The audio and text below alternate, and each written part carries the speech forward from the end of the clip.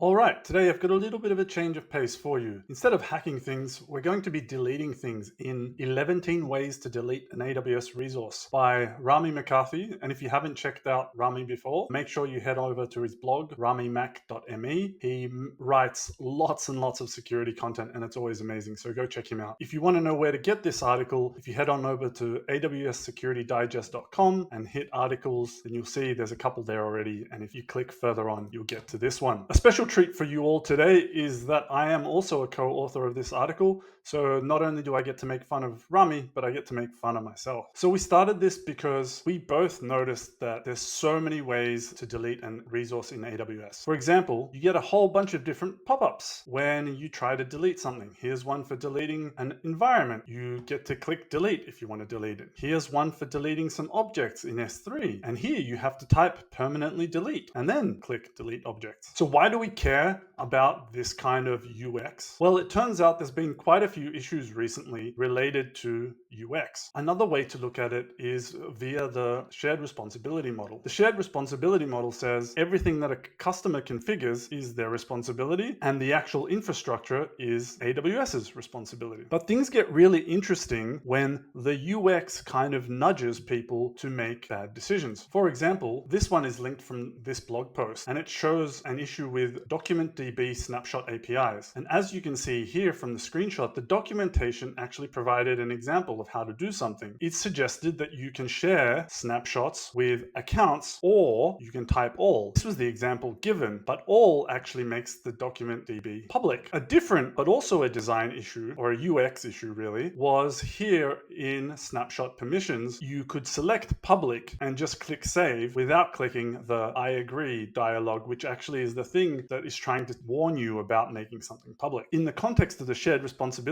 model, UX actually does matter quite a lot. For deleting stuff, if you don't want to accidentally delete all your good stuff that you've built, there's a sort of soft control, which is these dialogues. So how do they work? Well, we actually reached out to the AWS security team. And if you want to reach out to them, the email is aws-security@amazon.com. And they actually pointed us to something really cool, Cloudscape. Cloudscape is their design system. If you're interested in this, it's all open and public. And it's not something that many people know about. You can click through here and find out exactly how AWS designs its services. One of the patterns that it offers in the design system is delete patterns. And we can see here, there are 3 patterns: one-click delete, delete with simple confirmation, and delete with additional confirmation. So Rami and I dug into some of these. So one-click delete, what you can see here is that it's actually sort of a pre-delete rather than an actual delete. So the dialog pops up, and typically this is used for tagging, and you can just click remove to the individual tags before you save the changes. But in the UX, the item disappears before you click the save changes. So that's a really simple one. Delete with simple confirmation is, as shown here, you can just click yes, delete. You're typically shown what the item is that you're deleting. Here, the item is called placeholder. Now, where it gets really interesting is number 3, delete with additional confirmation. And there are actually a few sub ways of doing this. The first one here, as you can see, is you can type confirm to agree. Confirm doesn't sort of relate to anything that you're deleting, but it does require you to actively say, hey, yes, I confirm to delete. One of the strongest controls I feel is where you have to type the resource identifier in the window. Why that's important is that you actually have to realize what you're deleting. You can't just go and click confirm without reading the dialog. Now, most people will actually copy and paste the resource name in here, but they still sort of have to in some way acknowledge what they're deleting. There's also this interesting one where you can go through and acknowledge all the various consequences. So here we're deleting a database cluster, an RDS database cluster. One of the checkboxes you have to click is that you acknowledge that upon deleting the instance, automated backups, including system snapshots and point-in-time recovery, will no longer be available. So you're not just deleting the resource, but you're also stopping the ability to ever recover that resource in the future. And again, you just type delete me. One final one that KMS uses, it's not just an immediate delete, but what you're doing is scheduling a deletion for some period in the future.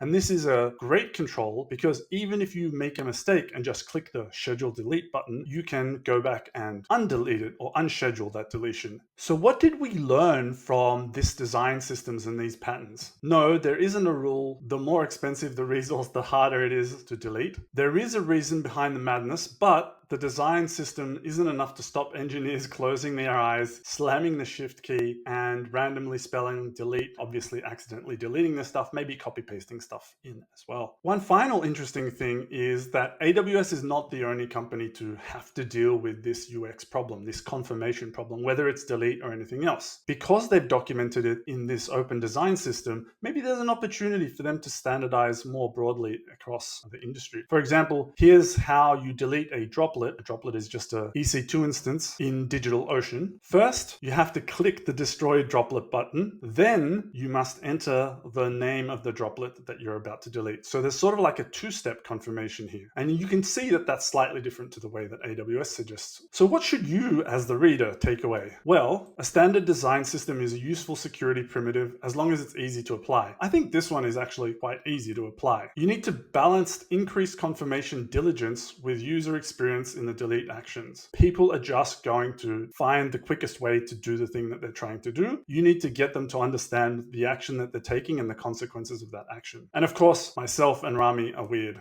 If you read the blog post, you'll understand a little bit why. What can AWS take away? Customers notice the inconsistency of their UX, as we did. The delete patterns could do with some additional specification around the third type of dialogue. As you can see, Rami and I broke it down by the 4 other subtypes of that dialogue, which actually weren't documented in the design system. And for us, actually, what we'd really love to see is the user data around how quickly people click. Do they still make mistakes? Do they still accidentally delete things with the various confirmation types? Are they working? So with that, I'll leave you to it. Please make sure to head over to awssecuritydigest.com, subscribe to the weekly newsletter, and I'll see you next time.